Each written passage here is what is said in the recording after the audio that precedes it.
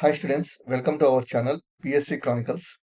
So మీకు అందరికి తెలుసు, మనం Telugu plus English news papers అలాగే పిఐబిలో రోజు టాప్ కరెంట్ అఫైర్స్ అంటే ఎగ్జామ్ పాయింట్ ఆఫ్ వ్యూలో మ్యాక్సిమం వచ్చే టాపిక్స్ ఏవైతే ఉంటాయో అవన్నీ డిస్కస్ చేస్తున్నాము. సో ఇందులో భాగంగా ఈరోజు జూన్ 18th ఈరోజు సంబంధించి పేపర్స్లో కానీ పిఐబిలో వచ్చిన ఇంపార్టెంట్ ఆర్టికల్స్ ఏమో చూద్దాము ఎగ్జామ్ పాయింట్ ఆఫ్ వ్యూలో. సో టోటల్ 6 టాపిక్స్ ఉన్నాయి. ఫస్ట్ G7 రిలేటెడ్, ఇది మనం నిన్న కూడా డిస్కస్ చేసాము. ఈరోజు దానికి కొంచెం extension, plus national statistical commission గురించి, కాన్స్టిట్యూషన్ 130th అమెండ్మెంట్ బిల్ గురించి, వరిక ప్రొడ్యూసర్ల లిఫ్ట్ ఇరిగేషన్ స్కీము, ఇది ఏపీ రిలేటెడ్. ఎవరైనా తెలంగాణ ఎగ్జామ్స్ ప్రిపేర్ అయ్యే వాళ్ళు ఈ టాపిక్ స్కిప్ చేయొచ్చు. నెక్స్ట్ ఇంకోటి ధృవ స్పేస్ గురించి, నెక్స్ట్ ఇది కూడా ఏపీ రిలేటెడ్, స్వయం ఏపీ అని, ఇది కూడా తెలంగాణ ఎగ్జామ్స్ ఎవరైనా ప్రిపేర్ అయ్యే వాళ్ళంటే వాళ్ళు స్కిప్ చేయొచ్చు. సో ఫస్ట్ న్యూస్ పేపర్లు ఏమొచ్చాయి, మనం ఎగ్జామ్ పాయింట్ ఆఫ్ వ్యూలో ఎలా ప్రిపేర్ అవ్వాలో చూద్దాము. నిన్న మనం చూసాము, G7 సమ్మిట్ అనేది ప్రజెంట్ ఫ్రాన్స్లో జరుగుతూ ఉంది. అక్కడ ఇండియాని స్పెషల్ ఇన్వైటీగా, అది ప్రత్యేక అతిథిగా పాల్గొనమని ఇన్వైట్ చేశారు. సో దాంట్లో మనం ఒక కంక్లూజన్ ఏం తీసుకొచ్చామంటే, India is not a member of G7 అని చూసుకున్నాము. సో మన ప్రైమ్ మినిస్టర్ మోడీ గారు అక్కడికి వెళ్ళారు.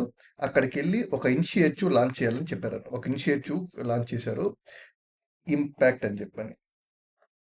ఇంపాక్ట్ అంటే ఏమంటే, international mobilisation partnership for accelerating connectivity and trade. International mobilisation partnership for accelerating connectivity and trade. So first న్యూస్లో ఏమొచ్చిందో చూద్దాం. పశ్చిమాసియా సంక్షోభం వల్ల అభివృద్ధి చెందుతున్న దేశాలపై దీర్ఘకాలికంగా ప్రతికూల ప్రభావం పడుతుందని ప్రధాని నరేంద్ర మోడీ ఆందోళన వ్యక్తం చేశారు. అనుసంధానం, వాణిజ్యాన్ని పెంపొందించేందుకు G7 దేశాలు, భారత్, గ్లోబల్ సౌత్ దేశాలు కలిసికట్టుగా పనిచేయాలని పిలుపునిచ్చారు. సో మోడీ గారు ఏమన్నారు, India plus G7 countries plus global south, so ఈ 3 కలిసి పనిచేయాలని చెప్పని ఒక పిలుపునిచ్చారు. సో ఈ 3ని ఇంటిగ్రేట్ చేస్తూ ఒక కొత్త ఇనిషియేటివ్ లాంచ్ చేశారు, అదే ఇంపాక్ట్. అంటే ఏంది, international mobilisation partnership for accelerating connectivity and trade. అంటే దీని కింద మనం చెప్పాం కదా, first G7 countries capital, India talent, global south ownership, ఈ 3 పిల్లర్స్ బేస్ చేసుకొని లాంచ్ చేశారనమాట. అంటే ఏమంటే G7 కంట్రీస్ క్యాపిటల్, అవి ఆల్రెడీ రిచ్ కంట్రీస్ కాబట్టి అవి క్యాపిటల్ ప్రొవైడ్ చేయాలి. మన ఇండియాలో టాలెంట్ ఉంది కాబట్టి టాలెంట్ ప్రొవైడ్ చేస్తాము. ఓనర్స్ లైక్ ల్యాండ్ కానీ ఇట్లాంటివి ఏమైనా ఉంటే అవి గ్లోబల్ సౌత్ కంట్రీస్ ప్రొవైడ్ చేయాలని చెప్పి ఈ 3ని ఇంటిగ్రేట్ చేస్తూ లాంచ్ చేసిన ఇనిషియేటివ్ ఇంపాక్ట్ అనమాట. International mobilisation partnership for accelerating and connectivity. So దీనికి అసలు మెయిన్ ఏమంటే, డెవలపింగ్ నేషన్స్ ఉంటాయి కదా, అక్కడ కనెక్టివిటీ ఇంప్రూవ్ చేయడము, ట్రేడ్ ఇంప్రూవ్ చేయడము, దీని యొక్క మెయిన్ ఇంపాక్ట్ ఉంటుంది. మనకు ఇంత డెప్త్ అవసరం లేదు, జస్ట్ ఇంపాక్ట్ అంటే ఏమో గుర్తుపెట్టుకోండి. ఇంపాక్ట్ అంటే international mobilisation partnership for accelerating connectivity and trade. ఇది ఏ గ్రూప్ లాంచ్ చేసిందంటే G7. ఓకేనా. సో నిన్న ఇంకొకసారి రివిజన్ చేసుకుందాము. నిన్న మనం పాయింట్ చూసాం, G7లో కంట్రీస్ ఏమేమని చెప్పని. G7లో 7 కంట్రీస్ ఉంటాయి: USA, UK, Canada, France, Germany, Italy. ఇది 7 కంట్రీస్.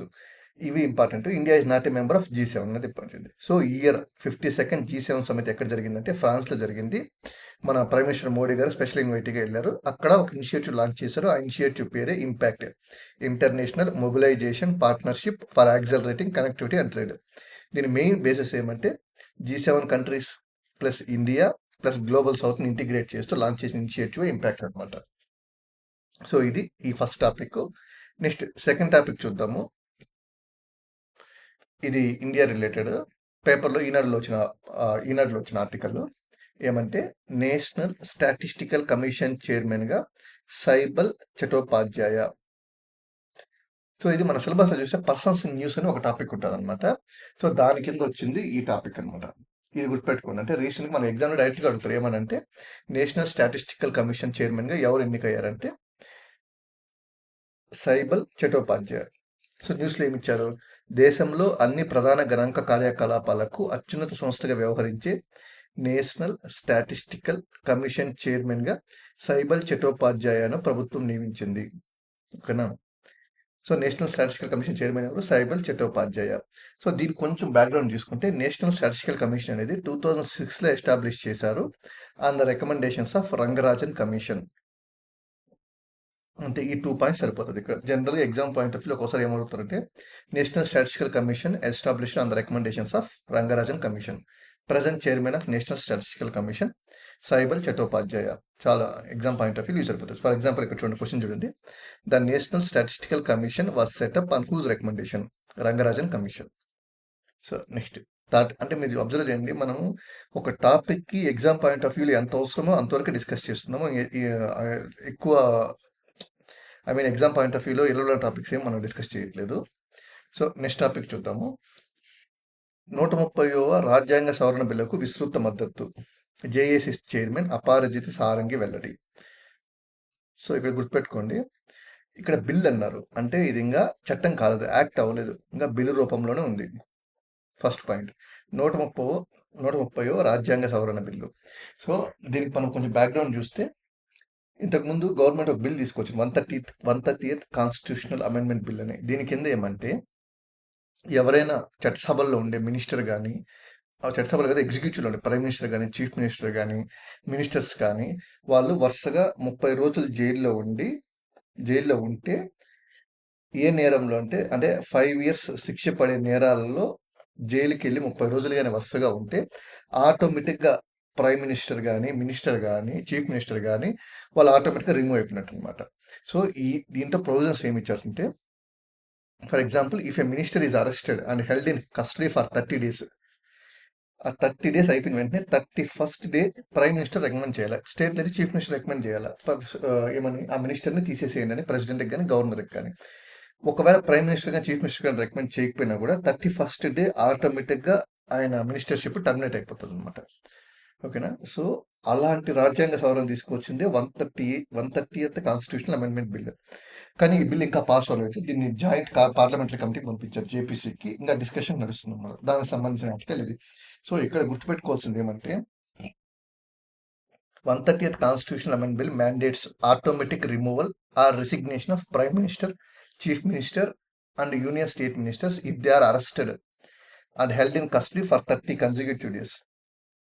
వరుసగా 30 రోజులు జైల్లో ఉంటే, అది ఎట్లాంటి వారికి ఏదైనా ఒక నేరంకి 5 ఏళ్ల కంటే ఎక్కువ శిక్ష పడే నేరాల్లో ప్రైమ్ మినిస్టర్ కానీ, మినిస్టర్ కానీ ఎవరైనా అరెస్ట్ అయ్యి 30 రోజులు వరుసగా జైలు అయితే వాళ్ళ మెంబర్షిప్ ఆటోమేటిక్గా టర్మినేట్ అయిపోతుంది.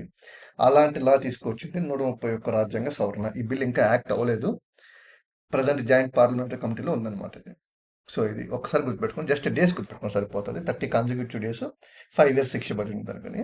సో ఇది ఏ ఆర్టికల్స్ని అమెండ్ చేస్తుందంటే, article 75, article 164, article 75, article 164, article 239 so మన పాలిటీ చదువుతూ మనకు ఆల్రెడీ ఐడియా ఉంటుంది. ఆర్టికల్ 75 ఏం డీల్ చేస్తుంది? Union council of ministers. Article 164 state council of ministers.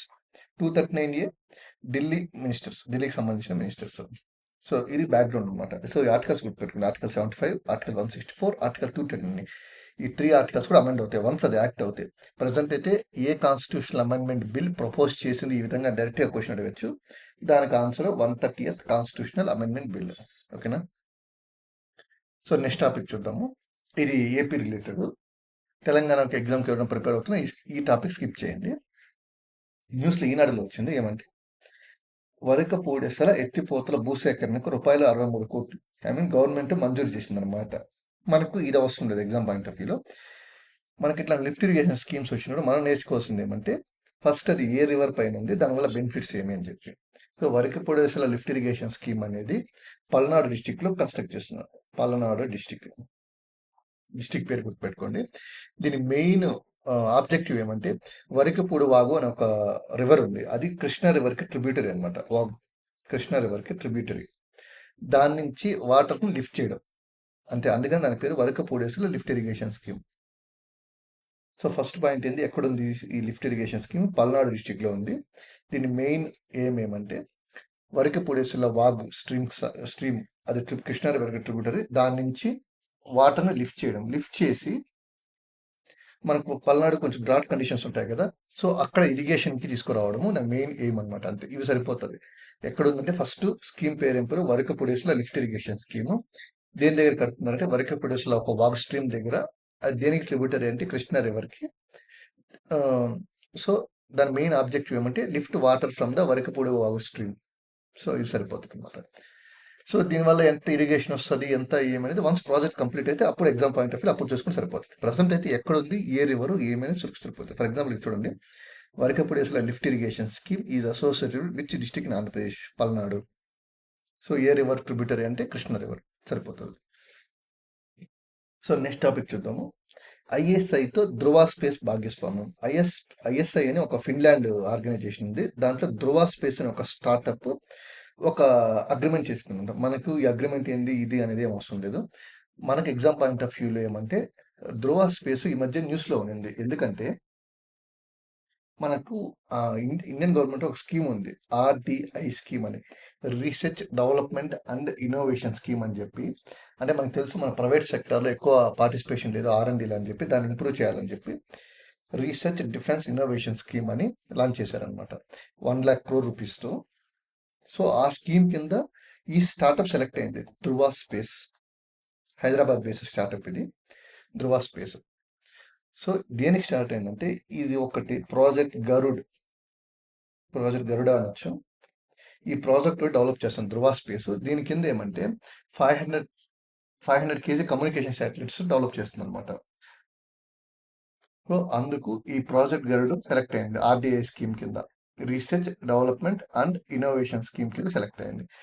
So ఆ ప్రాజెక్ట్ గరుడు అంటే ఏంటి, to develop 500 kg class communication satellite platform. ఇవి సరిపోతుంది.